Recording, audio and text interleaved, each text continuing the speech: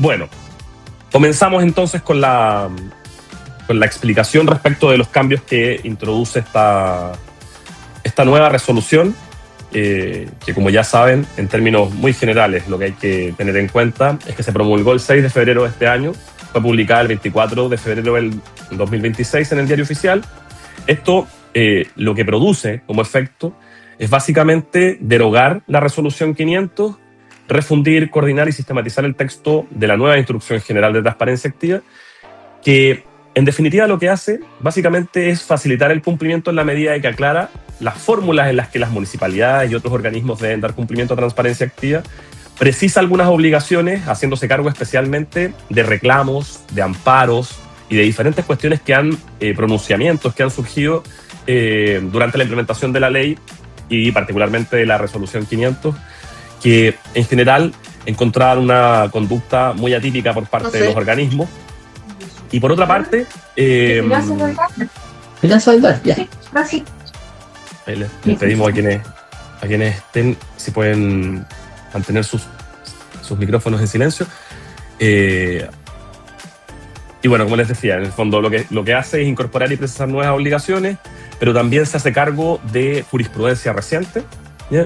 Y en gran medida, a pesar de que puede ser, como decía Pía, un poco estresante tener que enfrentar una nueva obligación, etcétera, como vamos a ver aquí, los cambios son importantes, pero en su mayoría son cambios menores, y los cambios que son más contundentes son cambios que definitivamente van a facilitar las cosas, o debieran facilitar las cosas para el cumplimiento.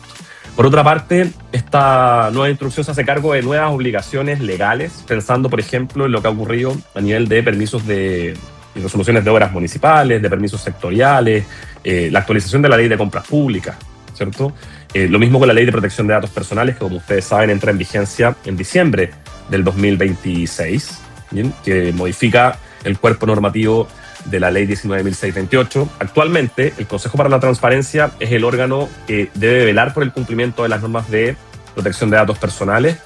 A contar de diciembre, con la entrada en vigencia de la nueva ley, es la Agencia Nacional de Protección de Datos Personales la que se encarga de fiscalizar el cumplimiento de esa norma, en coordinación, por supuesto, con el Consejo a propósito de las solicitudes de acceso a la información y las solicitudes de ejercicio de derechos ARCO, y todos los demás derechos que contempla la Ley de Protección de Datos Personales. Y en ese sentido, la instrucción también recoge algunos elementos de esa normativa y también restringe algunos espacios delimitando la función, a propósito de que ahora la función de protección de datos personales no va a estar incorporada en el Consejo para la Transparencia, ¿cierto? A nivel del sector público, digamos.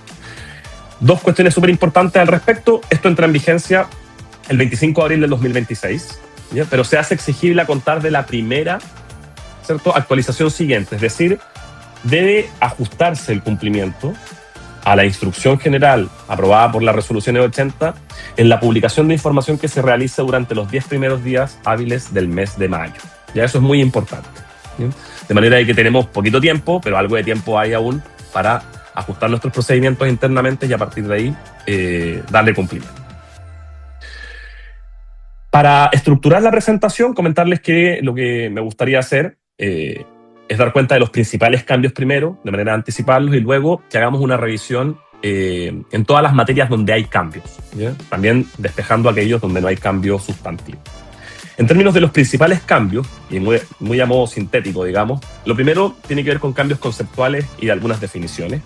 En el ámbito de protección de datos personales hay variados cambios, ¿ya? Por una parte, se hacen expresas ciertas obligaciones y ciertas prohibiciones que evidentemente no son nuevas, estaban vigentes previamente, pero que no tenían cabida expresa dentro de la instrucción general.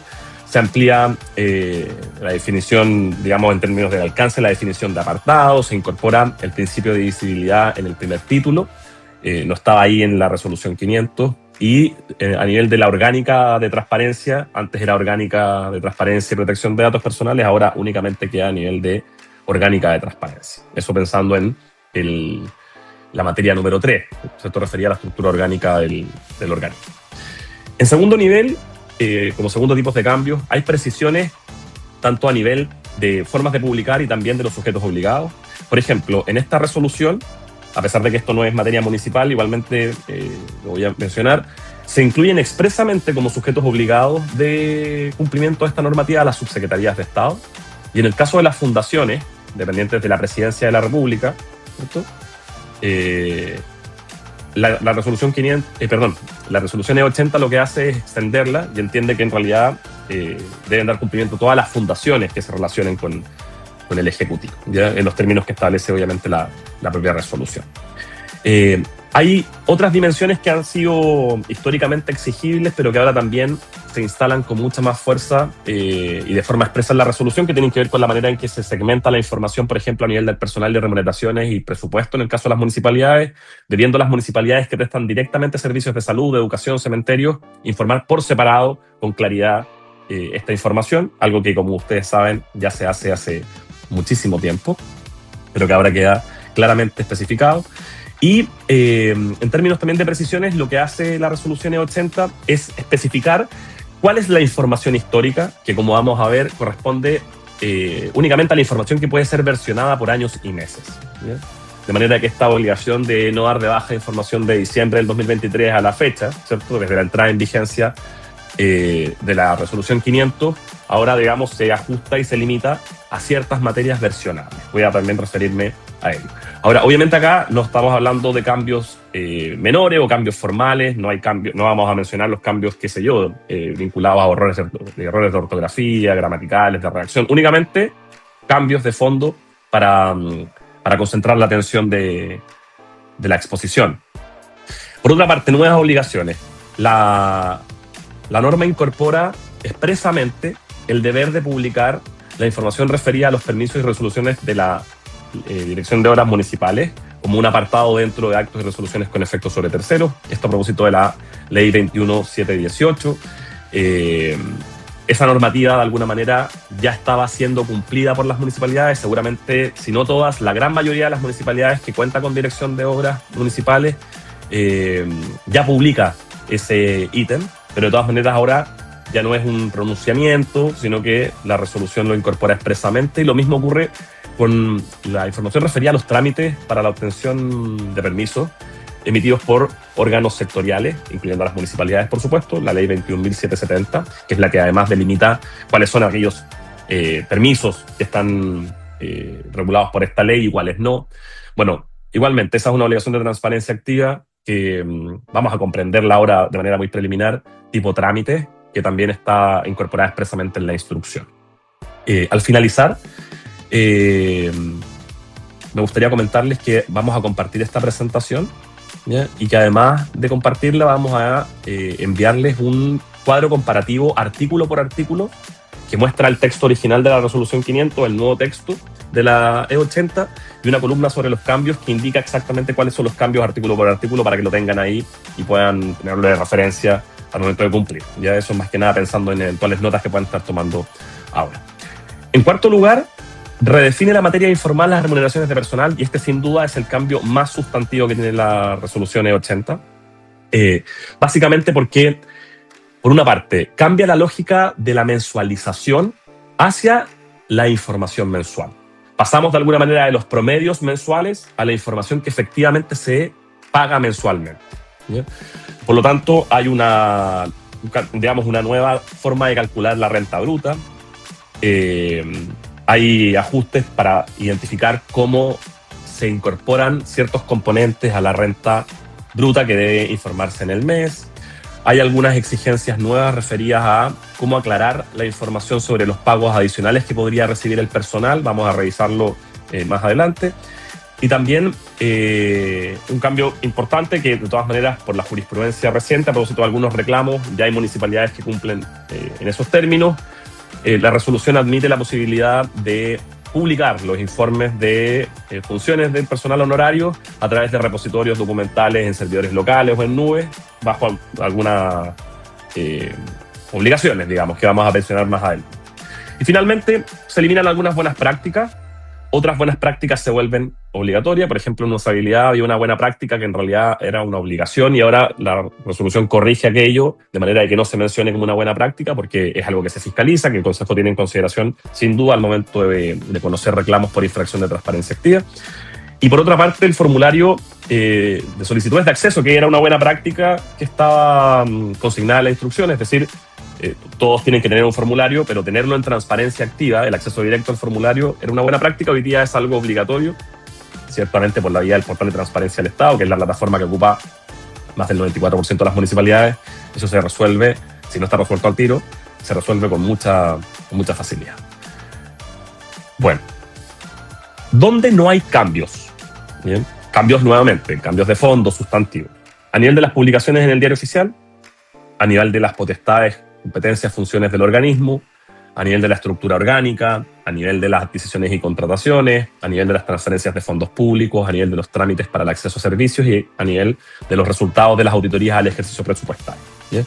Digo, no hay cambios sustantivos porque ciertamente hay algunas variaciones, pero que no son significativas en términos de cambiar la operación de la publicación de transparencia activa.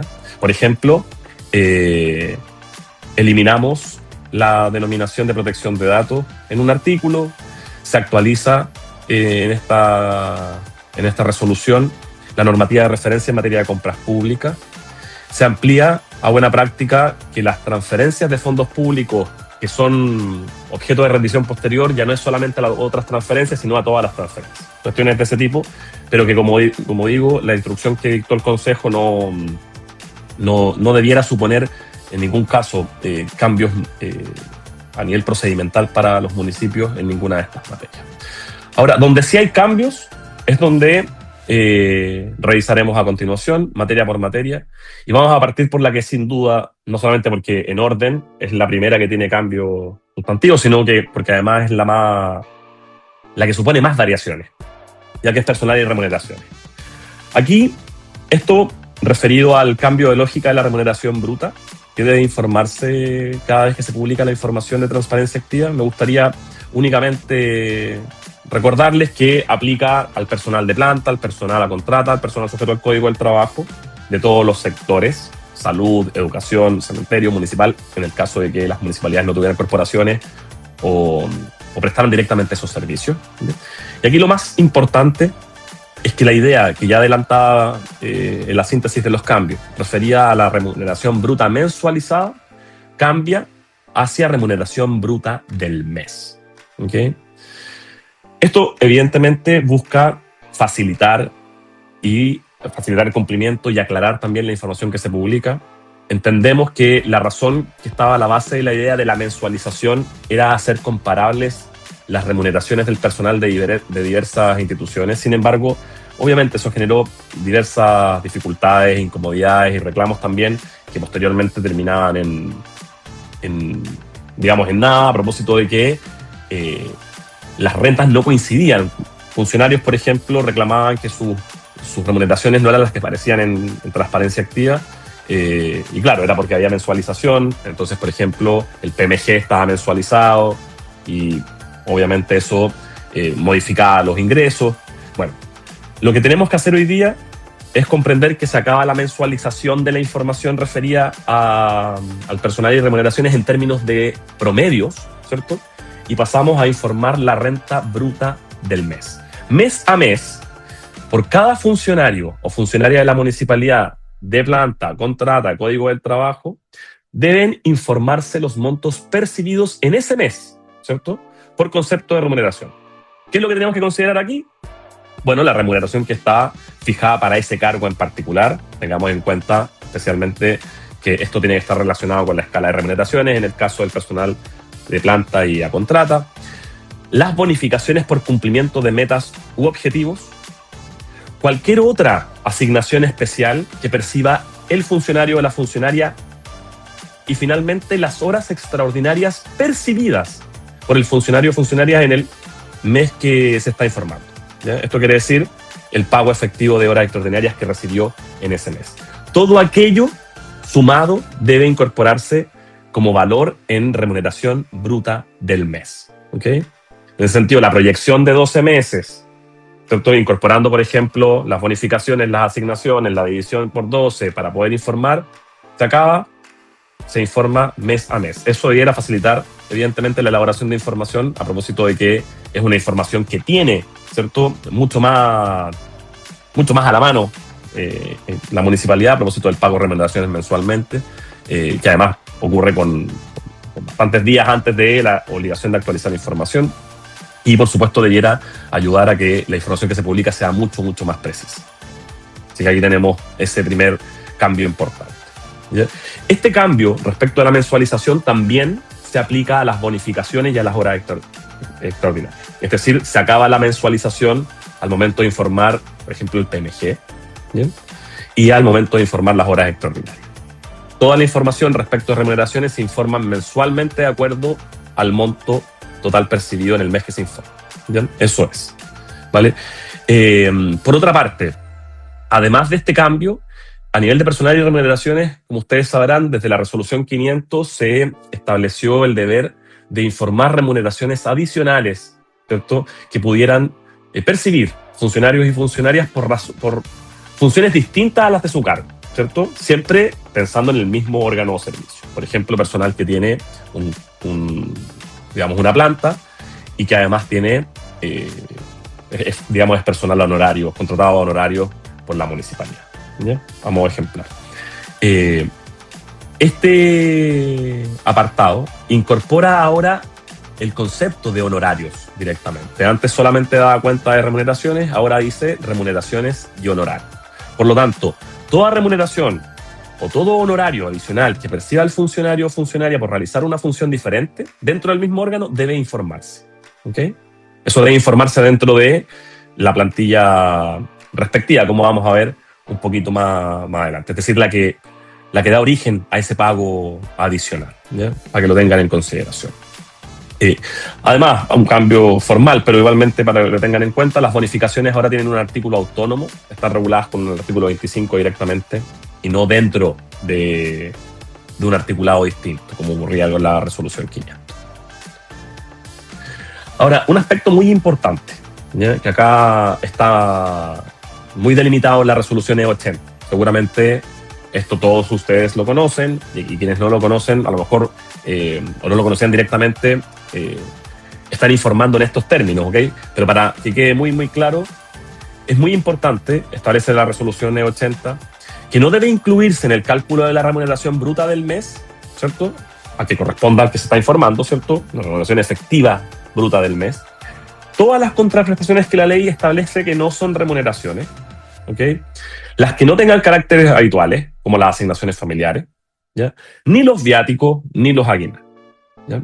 Esa información no se incluirá en la remuneración bruta del mes, ¿ya? Precisiones probablemente el Consejo irá entregando más adelante en el contexto de reclamos, de capacitaciones, eso estará por verse, pero esto es lo que expresamente establece la resolución en el artículo 22, ¿okay?, de la E80, para que lo tengan en cuenta y de esa manera se nos haga más fácil el cumplimiento y el control de cumplimiento también, de manera de no estar informando dentro de la remuneración bruta cuestiones que no corresponden a remuneración. Perdón. Por otra parte, la instrucción general aprobada por la resolución E80 agrega una definición explicativa respecto a las asignaciones especiales. ¿Okay? Cambia la columna de referencia de manera a aclarar que las asignaciones del mes están incluidas en la remuneración bruta. ¿Bien? De manera que cuando la municipalidad debe determinar si esto es una asignación especial o no, bueno, puede recurrir a esta definición. Establece que las asignaciones especiales son remuneraciones temporales otorgadas a funcionarios y funcionarias públicas que sí cumplen ciertas condiciones, ¿cierto? Esto significa que no son universales, no son para todos y todas las funcionarias, ¿ya? Son especiales y están reguladas por ley y compensan a los funcionarios o funcionarias por aspectos particulares del ente, ¿ya? Entonces, tengámoslo en cuenta al momento de cumplir y también al momento de revisar el cumplimiento de las obligaciones de personal y remuneraciones. Bien.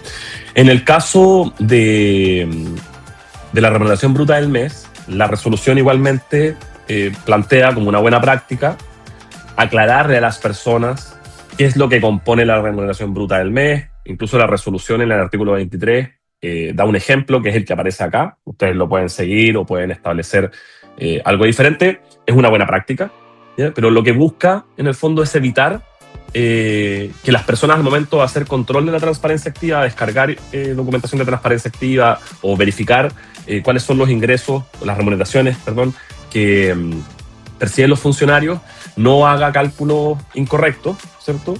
Y para hacerlo, en el fondo, un mensaje aclaratorio dando cuenta de qué es lo que está dentro y qué es lo que no está dentro de la remuneración bruta es la mejor manera, a juicio de la resolución, de aclarar las plantillas referidas al personal y remuneración. ¿Ya? Esto, nuevamente, es una buena práctica textual, no es una obligación, pero de que aclara, sin duda, aclara. Ahora, pasando a otro tipo de personal, pensemos en las personas naturales contratadas a honorario. La resolución E80 desagrega las obligaciones, ¿cierto? Hay más articulados ahora referidos a honorario. ¿Bien? Al igual que en el caso de la remuneración bruta mensualizada, se acaba el honorario bruto mensualizado y se pasa también a honorario total bruto. ¿Bien? En ese sentido, cambia la forma de cálculo. Ya no hay que mensualizar la información respecto a los honorarios percibidos, sino que publicar efectivamente lo pagado en el mes informado. Eso es lo que corresponde hacer. Debe publicarse, lo dice expresamente la resolución E80, debe publicarse lo efectivamente pagado en el mes informado. ¿Bien? En segundo orden, algo que ya adelantaba también previamente, expresamente la resolución E80 autoriza a las municipalidades y a los organismos en general a publicar los informes de funciones de los honorarios mediante repositorios. ¿Qué son esos repositorios documentales? Bueno, servidores locales que pueden estar en el propio municipio o en la nube, siempre y cuando se cumplan ciertas exigencias. Tienen que estar debidamente identificados.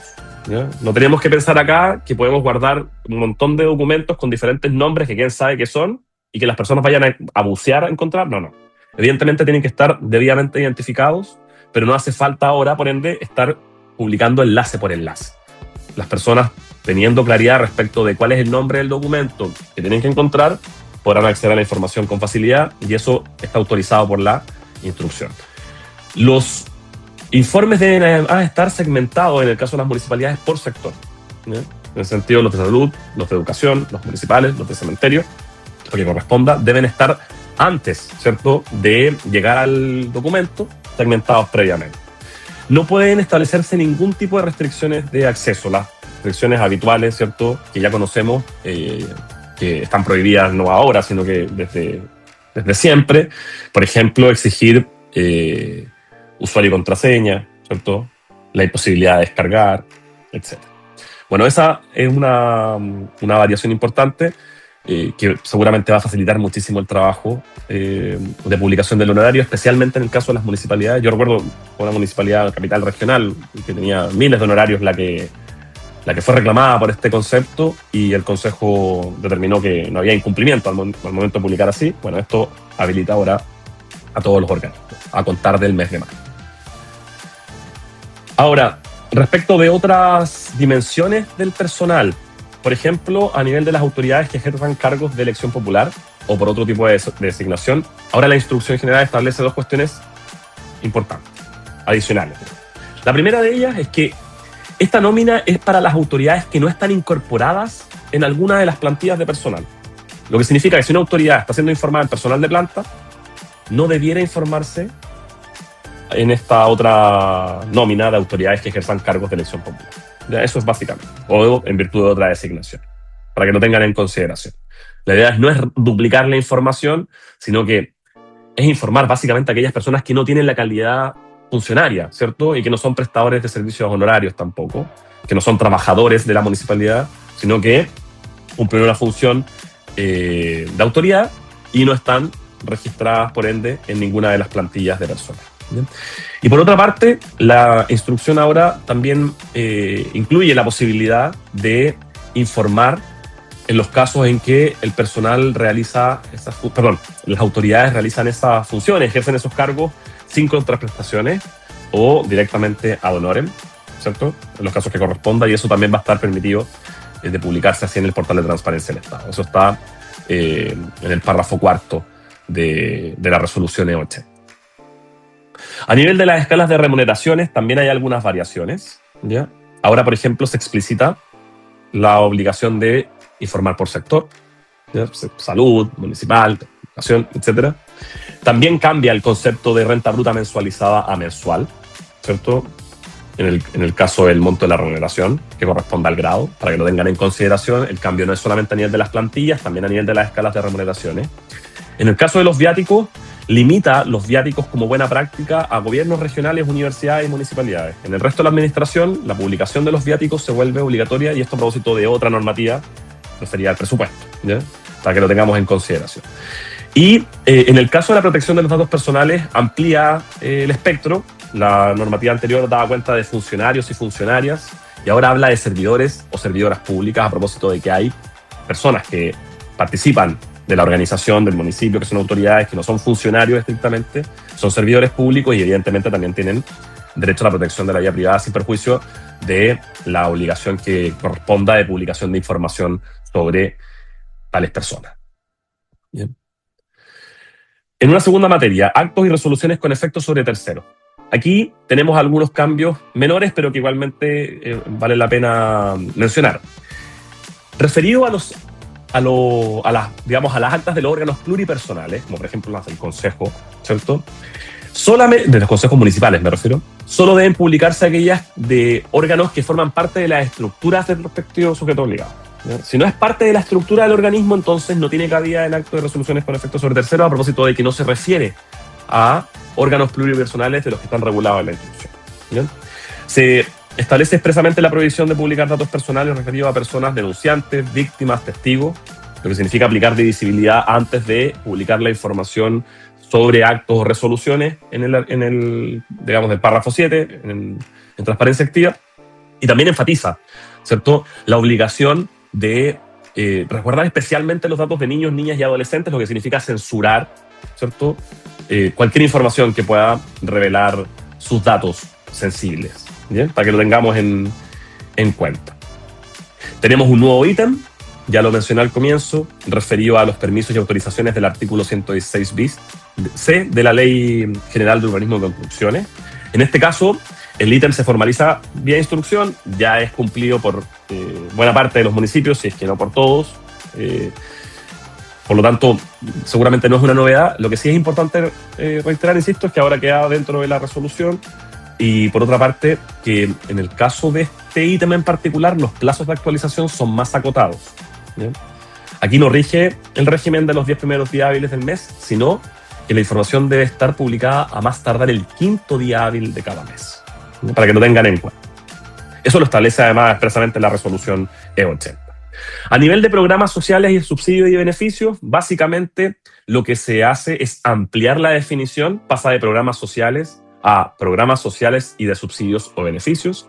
Se incorpora una definición técnica en la resolución E80, aparece esa definición en el cuadro comparativo que les vamos a compartir al finalizar a quienes hayan participado en la actividad del día de hoy. Al igual que en el caso anterior, hay también un énfasis en la protección y el resguardo de datos personales de niños, niñas y adolescentes. En este caso, se prohíbe expresamente individualizar a los beneficiarios, ¿ok?, cuando son niños, niñas o adolescentes. Sobre esto y otros puntos, después de la presentación de la autoevaluación, me quisiera referir de manera de que podamos resolver dudas también si hubiera, pero para entregar algunos tips de cumplimiento y algunas advertencias que tal vez les viene bien conocer a propósito de algunos hallazgos que hemos levantado en Compli recientemente. A nivel de los mecanismos de participación ciudadana, los cambios son estos principalmente. En realidad, estos son los cambios, no hay nada que no esté incorporado. Por una parte, en el caso de los mecanismos de participación ciudadana en ejecución, como están en ejecución, muchas veces no hay resultados que publicar. Bueno, la resolución aclara la forma en que debe cumplirse con la publicación.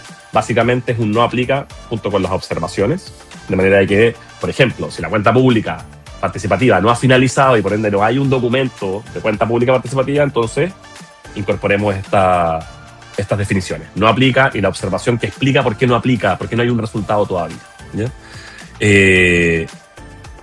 Aclara también que las actas de los mecanismos de participación ciudadana no deben publicarse en actos y resoluciones con efectos sobre terceros, ¿ya?, sin perjuicio de que, recordemos, es una buena práctica publicarlas en el apartado de mecanismos de participación ciudadana, ¿ya? Pero para que tengamos ahí en cuenta eso, básicamente porque aún se publican en algunos casos, y de manera incorrecta, actas de los mecanismos de participación ciudadana en el en lo regulado por el párrafo 7, en actos y resoluciones con efectos sobre terceros.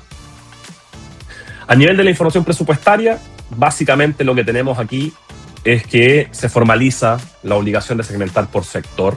En el caso de las municipalidades, por donde tenemos que tener la información de presupuesto del municipio, de educación, de la dirección de salud, departamento de salud, de cementerios, etcétera, en los casos en que las municipalidades prestan los servicios en forma directa, ¿ya? Ahora, por otra parte, la normativa establece expresamente que la información municipal, aquí estamos pensando, piénsenlo esencialmente a nivel de la ejecución presupuestaria, ¿bien? Y los estados de situación financiera, deben publicarse con la periodicidad que establezcan las instrucciones impartidas por la Contraloría General de la República y las que estén definidas en el Sistema de Contabilidad General, ¿cierto?, de la Nación, aplicable al sector municipal, ¿ya? En una próxima actividad, a propósito del royalty y de la información que los municipios tienen que informar, vamos a profundizar en este aspecto, pero para que lo tengan en consideración, básicamente porque a veces confundimos que la obligación de publicar información no es la de producir información para publicar, ¿cierto?, sino de informar aquello que se ha producido en un mes y que debe informarse. Y en ese sentido, identificar cuál es la periodicidad que obliga a la municipalidad a informar a la Contraloría, por ejemplo, de ciertos antecedentes, es clave para que nosotros podamos informarle al público a través de transparencia activa, digamos, la documentación, y aclarar también por qué la periodicidad eventualmente puede ser distinta en el caso de ciertos instrumentos que eventualmente no se actualizan todos los meses, sino trimestralmente. Bueno, eso es importante que lo tengan en consideración a propósito de lo que establece la resolución E80. Respecto de la participación en otras entidades, acá hay un cambio súper importante que va a aclarar muchísimo también, digamos, a los organismos al momento de publicar, que era, digamos, la idea de la intervención, ¿cierto? Hasta la resolución 500 se hablaba de participación o representación o intervención.